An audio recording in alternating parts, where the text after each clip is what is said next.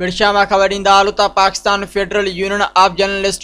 Unit Matiari पारां हाला जे senior सहाफ़ी इश्तियाक अहमद शेख ते कातलाने हमले खिलाफ हाला विरशा खैबर मटियारी न्यू सईदाबाद में कलम दड़न एहतजाजी मुज़ाहिरो कयो, जंहिं में सोबत सोहेल राजपूत, महबूब काका, कादर लाको समेत ॿियनि सहाफ़ी बिरादरी एहतजाज रिकॉर्ड कराईंदे चयो आहे त गुज़िरियल राति देर सां हाला में रहंदड़ सीनियर सहाफ़ी इश्तियाक शेख जे घर ते ॼातल सुञातल हथियार बंदन का करे हवाई फायरिंग करे सहाफ़ी इश्तियाक शेख ऐं संदसि भाइटनि खे हरासा करे गारगंद करे सरेआम तशद्दुद कयो। ज़ख़्मी थियल इश्तियाक शेख ॼातल सुञातल हथियार बंदन जे खिलाफ़ PFU जे सहाफ़िन अब्दुल गफूर मेमून ऐं ॿियनि खे साण करे हाला पुलिस स्टेशन ते रिपोर्ट दाख़िल कराइण लाइ पहुता त SHO बजीर ऐं ॿियनि पुलिस एहलकारनि सहाफ़िन खे हरासा करे रिपोर्ट दाख़िल न कई। थाणे जे बुक ते जवाबदारनि जा नारा लिखी छॾिया। हिननि वज़ीर आला Sindh, governor Sindh, IG Sindh, DIG Hyderabad का मुतालबो कयो आहे त SHO हाला अली मोहम्मद